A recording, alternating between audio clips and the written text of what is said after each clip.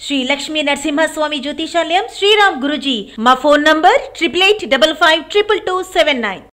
ఇవాళ 42% రిజర్వేషన్లకు సంబంధించి 100 సంవత్సరాల నుంచి ఏ రాష్ట్ర ప్రభుత్వం కేంద్ర ప్రభుత్వం కులగణన చెయ్యలే.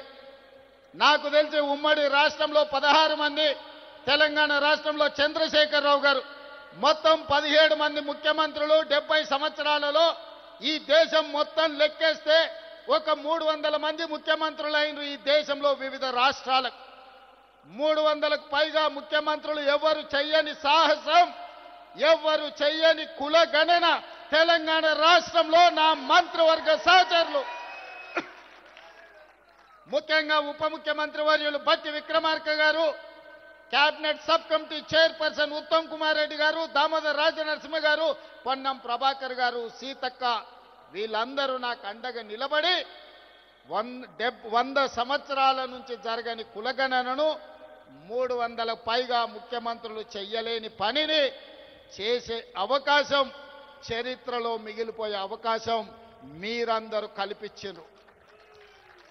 ఈనాడు ఏ ముఖ్యమంత్రికి రాని అవకాశం, ఏ రాష్ట్రానికి రాని అవకాశం, ఈరోజు దేశానికి ఆదర్శంగా నిలబడడానికి తెలంగాణ రాష్ట్ర 2వ ముఖ్యమంత్రిగా మీ సోదరుడిగా నాకు అవకాశం వచ్చింది.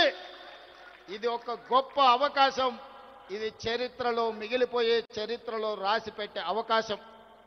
ఈ అవకాశాన్ని అందిపుచ్చుకొని రాహుల్ గాంధీ గారి సందేశాన్ని పుచ్చుకొని తెలంగాణ రాష్ట్రంలో జనగణనలో కుల గణన చెయ్యడమే కాదు, 42% రిజర్వేషన్లు పెంచాలి అని చట్టాన్ని చేసి ఈరోజు ఢిల్లీకి సవాలు విసిరినాం.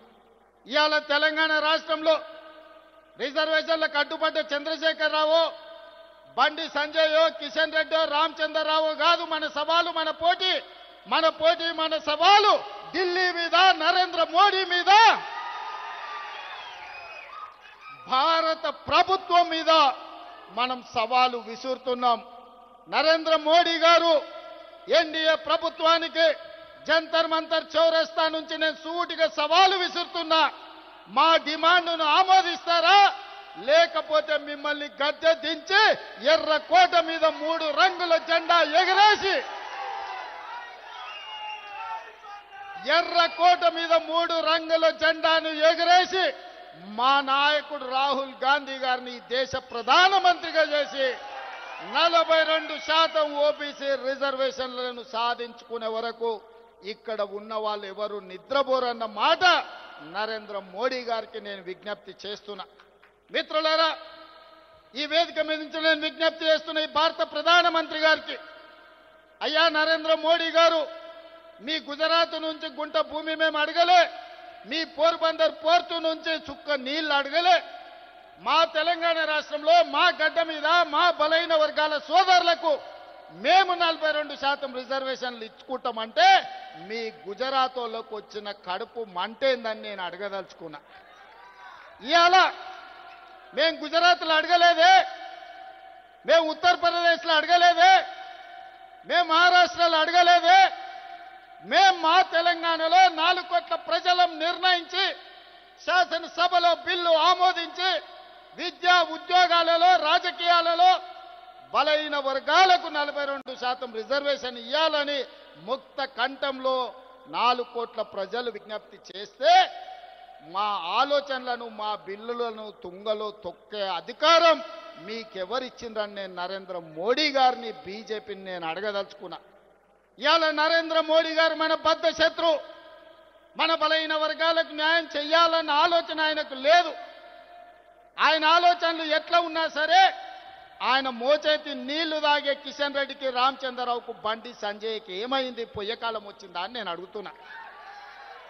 మళ్ళా రారా మీరు తెలంగాణకు, మళ్ళీ అడగరా ఓట్లు తెలంగాణలో బలైన వర్గాలకు, మళ్ళా రారా దళిత కాలనీలకు, మళ్ళా కలవరా ఆదివాసీలను.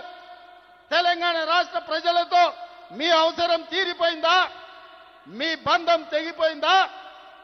పేరు బంధం తెగిపోయిన తెలంగాణ రాష్ట్ర సమితి మీ పేగు బంధం కూడా తెలంగాణతో తెగిపోయిందా? మీరెందుకు మోడీతో అంటగాగుతున్నారు? ఇవాళ ఈ ధర్నాకు మీరెందుకు రాలేదు అని నేను బీఆర్ఎస్ వాళ్ళని అడుగుతున్నా. బీజేపీ వాళ్ళు నరేంద్ర మోడీ గారి మోచెత్తి నీళ్లు తాగొచ్చు. మరి బీఆర్ఎస్ వాళ్ళు మోడీ గారి చెప్పులు మోసి బతుకుతున్నారా?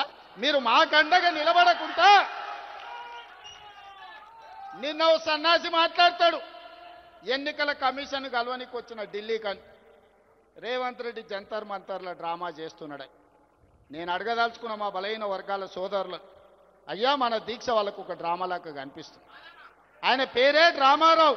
డ్రామా నీ ఇంట్లో ఉంది, నీ ఒంట్లో ఉంది, నీ రక్తంలో ఉంది, నీ పేరులో ఉంది. మీ మొత్తం కుటుంబమే డ్రామాలేసి బతికే కుటుంబం మీది.